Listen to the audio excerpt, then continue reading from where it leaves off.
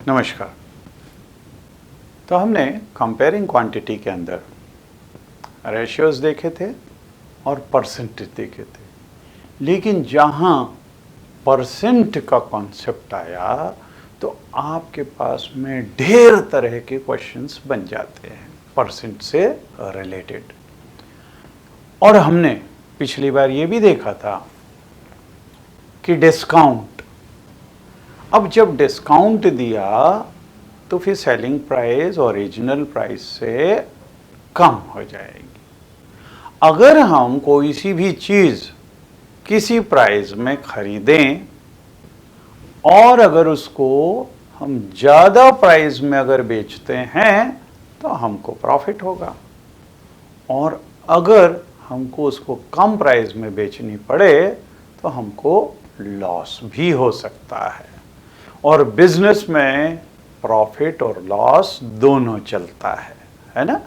तो हमको अगर बिजनेस करना है तो हमको प्रॉफिट लॉस मालूम होना चाहिए, है ना। तो हम अब देखेंगे प्रॉफिट एंड लॉस। तो प्रॉफिट एंड लॉस, इसमें सबसे पहले कॉस्ट प्राइस होती है। तो कॉस्ट प्राइस क्या होगी?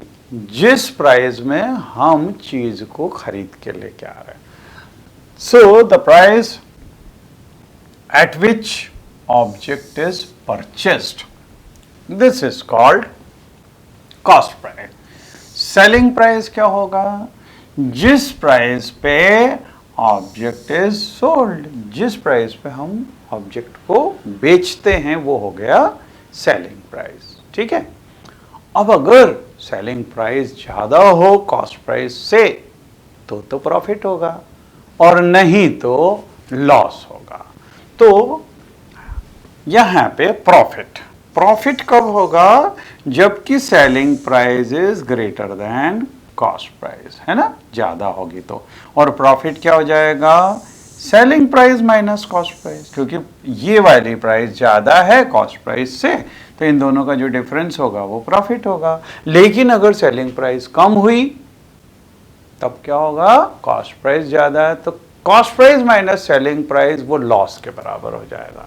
सो हियर लॉस के लिए कॉस्ट प्राइस अगर सेलिंग प्राइस से ज़्यादा बड़ी हो तो लॉस होगा, and loss will be equal to cost price minus selling price. यहाँ पे selling price minus cost price था, इसमें cost price minus selling price होगी। ठीक है। अब अगर हमको प्रॉफिट हुआ तो प्रॉफिट परसेंट कितना है? लॉस हुआ तो लॉस परसेंट कितना है?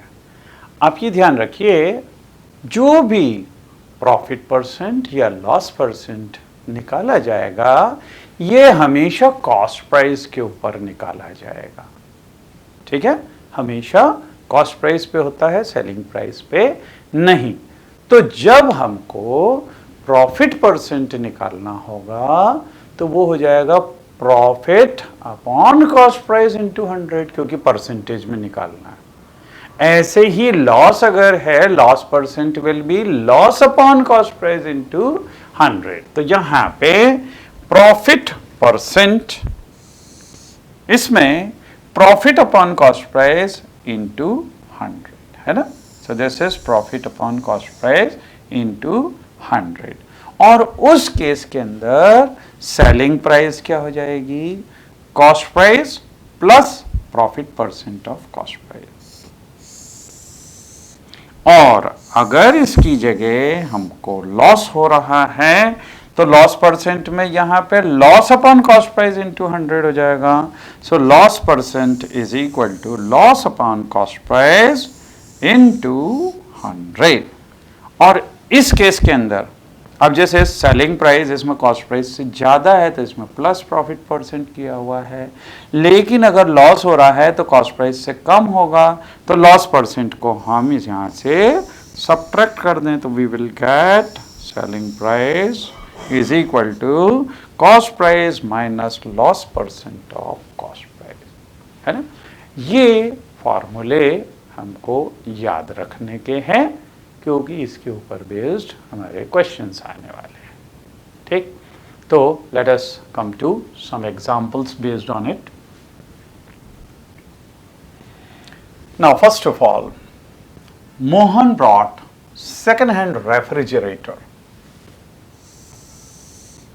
for rupees 2,500.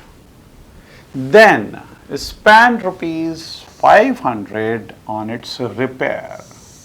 अब देखिए एक चीज हमको ध्यान रखनी है, यहाँ पे अगर 2,500 का रेफ्रिजरेटर लाया और 500 रुपये उसमें लगा भी दिया तो कॉस्ट प्राइस कितनी हो जाएगी? ये 2,500 और 500 रुपये, वो मतलब उसको पड़ा कितने में? 3,000 रुपये में।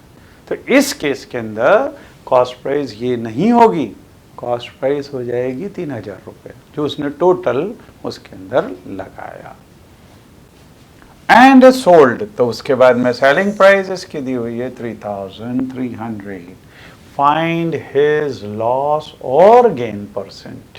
ठीक है, तो अब जैसे देखें यहाँ पे ये 2,500 और 500 तो ये हो गया 3,000 और बेचा कितने में? 3,300, मतलब निश्चित रूप से 300 रुपये का उसको प्रॉफिट हुआ है और ये प्रॉफिट को हमको प्रॉफिट परसेंट निकालना है कि कितना है। ठीक है, सो सी कॉस्ट प्राइस ये 2,500 प्लस 500, क्योंकि ये ओवरहेड एक्सपेंसेस भी इसमें ऐड होंगे तो ये हो गया 3,000 रुपये। ठीक, अब सेलिंग प्राइस कितनी दी हुई है? 3,300, मतलब प्रॉफिट कितना हो जाएगा? तो प्रॉफिट इज इक्वल टू होता है selling price minus cost price. तो ये 3,300 में से 3,000 रुपये को कम कर दिए, मतलब 300 रुपये का उसको प्रॉफिट हुआ। अब हमको प्रॉफिट परसेंट निकालना है, तो इसको फिर से दो मेथड से निकाला जा सकता है, यूनिटरी मेथड से भी और एल्जेब्रिक मेथड से भी। तो हिज प्रॉफिट ऑन रुपीज, अब देखिए यहाँ पे हमको प्रॉफिट परसेंट निकालना है, मतलब 100 रुपये में से कितना प्रॉफिट होगा ये निकालना है। ठीक है, तो यूनिटरी मेथड में हम इसको जमाएंगे कैसे?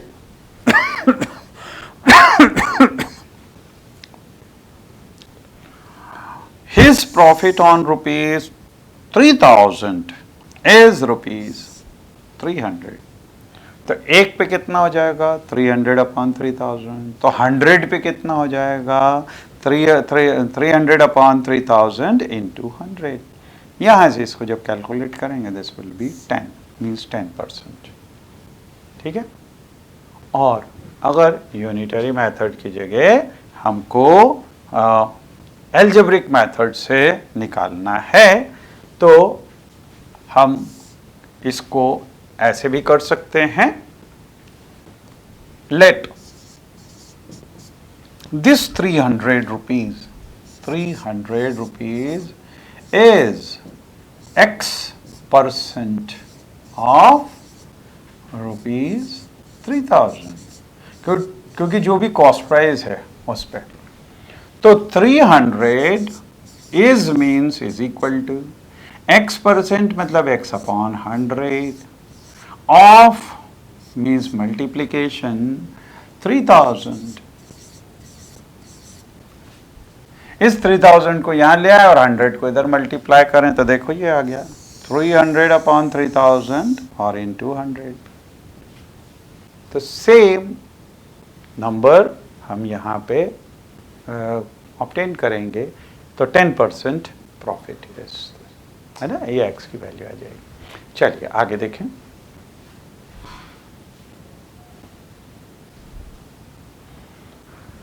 A shopkeeper purchased 200 bulbs for ₹10 each। अब यहाँ पे एक की कॉस्ट प्राइस ये दी हुई है 10 रुपये और 200 बल्ब उसने खरीदे।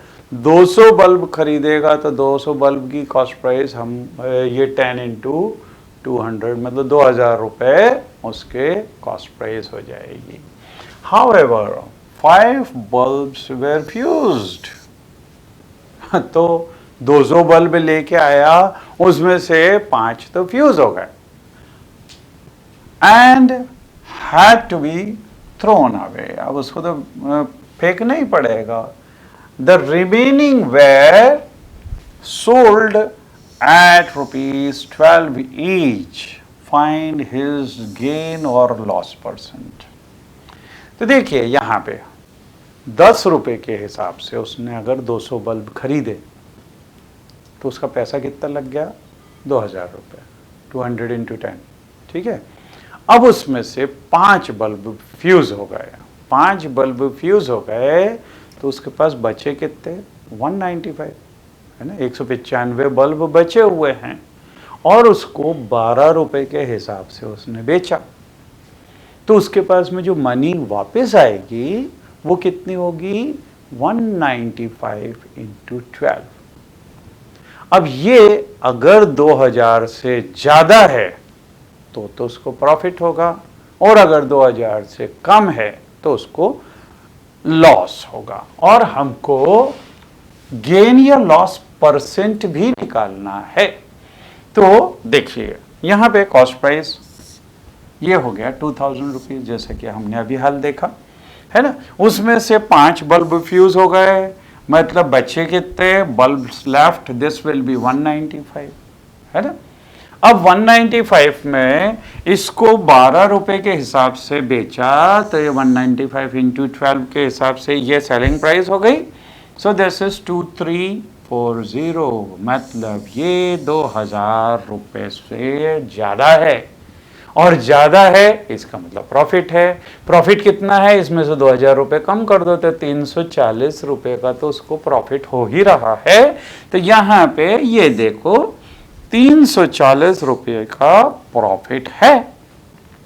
अब 340 रुपये का अगर प्रॉफिट है तो ये 2000 का कितना परसेंट है? हमको प्रॉफिट परसेंट भी निकालना है। तो अगर हम यूनिटरी मेथड से करें तो ऐसे कर सकते हैं, और नहीं तो let this 340 is X% of 2000। यहां से x की वैल्यू निकाल लें, means 340 is equal to X% means X upon 100 of means multiplication 2000। ये 2 zeros इन 2 zeros से कैंसिल हो गया और इसको इधर डिवाइड कर दिया, means 340 upon 20 is equal to X, ये 0 से ये 0 गया, इससे ये कैंसिल हो गया, 17 मीन्स दिस इज 17%। ये यहाँ पे यूनिटरी मेथड यूज की हुई है कि on ₹2000 the profit is 340, so on ₹100 this profit will be 340 upon 2000 into 100, so this is 17%, है ना। तो आप चाहें तो ऐसे निकाल लें और चाहें तो दूसरी मेथड से निकाल सकते हैं, ठीक। चलिए आगे देखें। अगला क्वेश्चन है, Ranu brought 2 fans for ₹1200 each। तो यहाँ पे देखिए हम एक एक करके जो क्वेश्चंस देख रहे हैं सब अलग अलग टाइप के हैं, और पहले सॉल्व करके आपको दिया हुआ है, बाद में जब क्वेश्चंस दिया जाएगा तो उसको हमको सॉल्व करना पड़ेगा, इससे मिलते जुलते, है ना। तो यहाँ पे 2 फैन लेके आई और एक एक की प्राइस 1200 रुपये है, मतलब 2 की प्राइस कितनी हो जाएगी? 2400 रुपये। तो कॉस्ट प्राइस टोटल ये हो गई 2400 रुपये। She sold 1 at a loss of 5% and the other at a profit of 10%। तो एक को तो 5% लॉस में बेच दिया और दूसरी को 10% प्रॉफिट में बेच दिया। तो यहां से हम टोटल सेलिंग प्राइस निकाल सकते हैं। टोटल सेलिंग प्राइस अगर 2400 रुपये से ज्यादा हुई तो प्रॉफिट, और अगर कम हुई तो लॉस, ठीक है। और हमको ये भी निकालना है, तो find the selling price of each. तो एक तो हमको दोनों ही केस के अंदर कि इसको 5% लॉस में किया तो वो फैन का प्राइस कितना होगा, और दूसरे को अगर 10% प्रॉफिट में बेचा तो उसका कॉस्ट प्राइस कितना, उसका सेलिंग प्राइस कितनी होगी, और फिर also find out total profit और लॉस।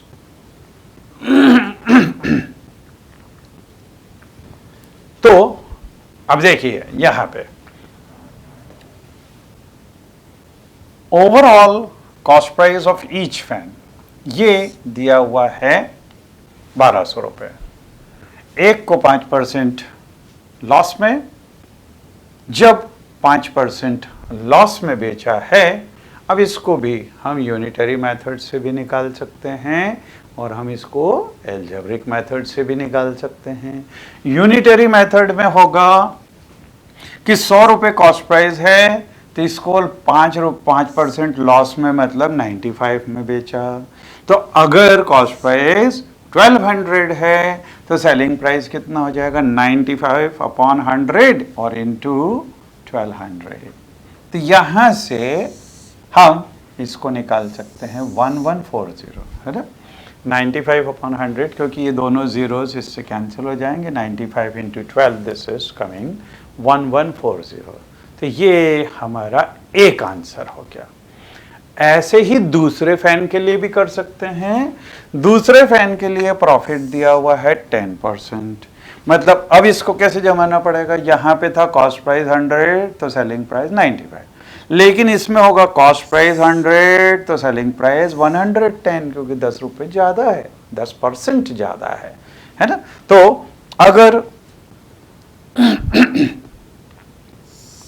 कॉस्ट प्राइस अगर 1200 है तो selling price this will be 110 upon 100 into 1200, तो ये आ गया 13200, है ना। ये 1320 का है और ये 1140 का है, इन दोनों का टोटल कर लें तो हमारे पास में टोटल सेलिंग प्राइस आ जाएगी।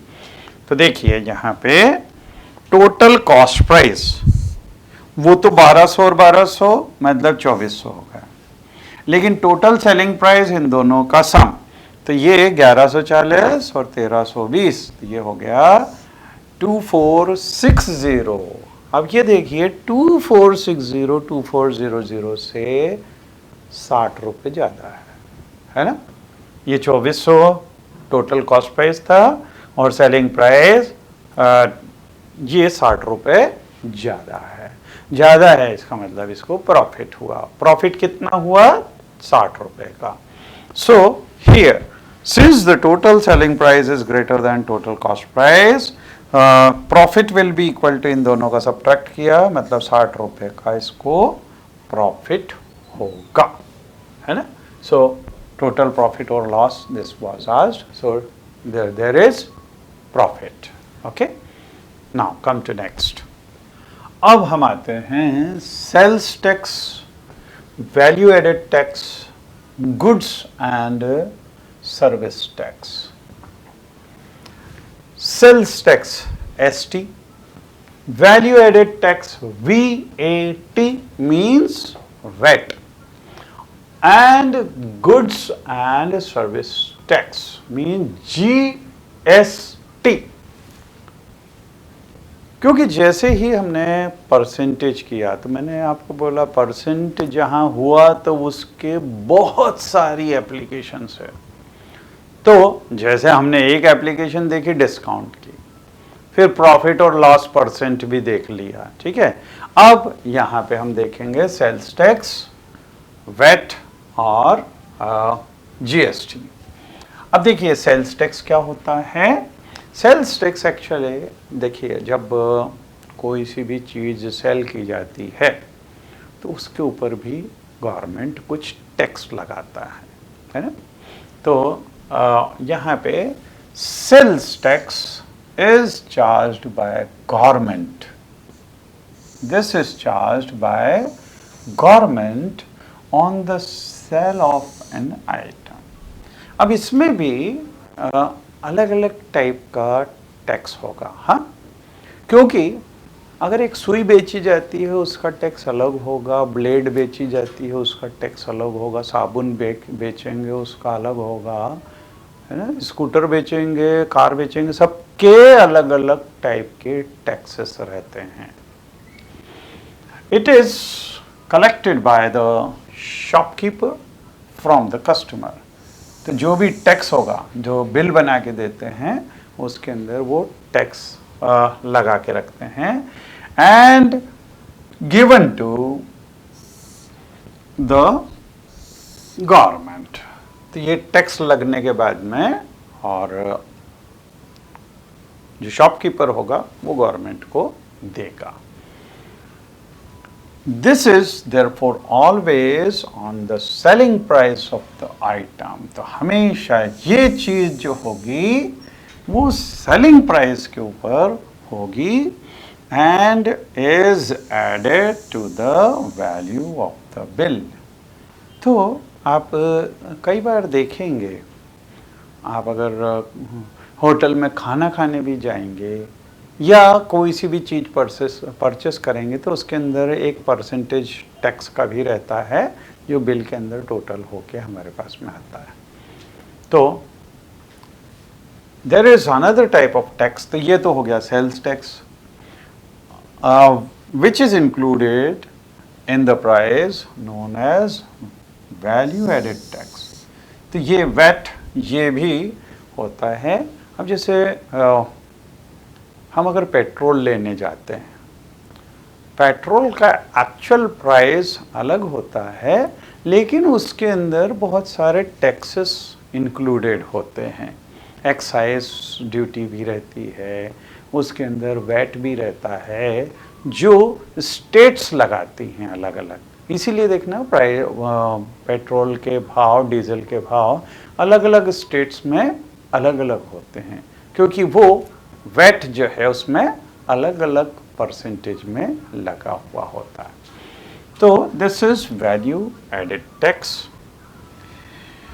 From 1st July 2017, Government of India introduced GST, which stands for Goods and Service Tax, which is levied on supply of goods or services or both. दोनों के अंदर भी हो सकता है ये वाला टैक्स. ठीक है.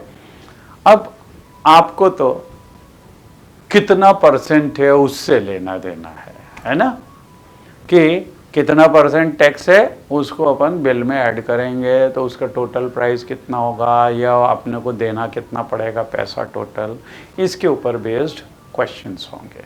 ठीक है. So now we will see the example in this finding sales tax. So the cost of a pair of roller skates at the shop was rupees 450. ये cost of pair of roller skates दिया हुआ है और 5% इसके ऊपर tax है. तो हम क्या करें, इसका 5% निकाल लें और उसको बिल के अंदर ऐड हो जाएगा वो चीज. तो सबसे पहले 5% means 5/100 of 450. So this is coming out to be equal to 22.50. तो 450 रुपये का 5% निकाला, 22.5 रुपये आया और ये 22.5 रुपये 450 में ऐड कर दें. तो ये 450 में ऐड किया तो हमारे पास में ये बिल अमाउंट आ जाएगा 472.50. ठीक है. इस तरह से हम बिल अमाउंट निकालते हैं सेल्स टैक्स इंक्लूड करके. ठीक.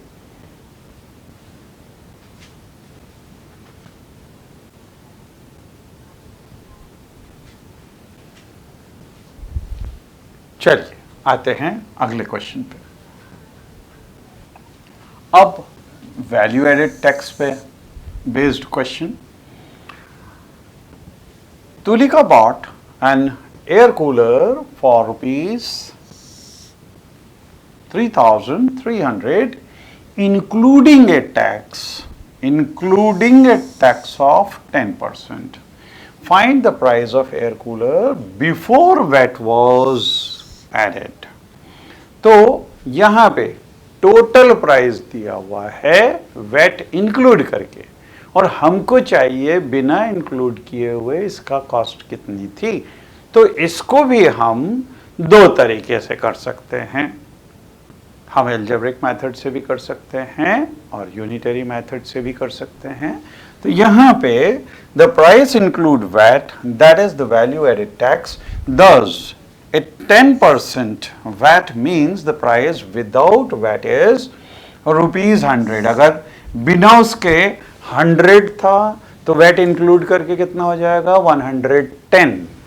तो यहाँ पे वैट इंक्लूड करके ये हो गया 110। अब यूनिटरी मेथड में हमको इसको अरेंज करना पड़ेगा कि when price including VAT is ₹110, original price is 100, क्योंकि हमको ओरिजिनल प्राइस चाहिए।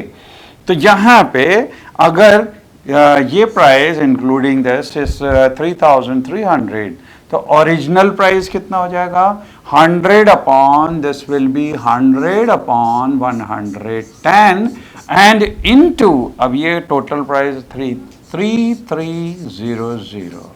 तो ये देखिए ये आ गया, और यहाँ पे ये 0 से ये 0 गया, इससे ये कैंसिल हो जाएगा 300। सो दिस इज ₹3000। तो इसका एक्चुअली प्राइस, ओरिजिनल प्राइस 3000 रुपये था, उसमें अगर 10% वैट लग गया तो ये 3300 रुपये का हो जाएगा। ठीक है।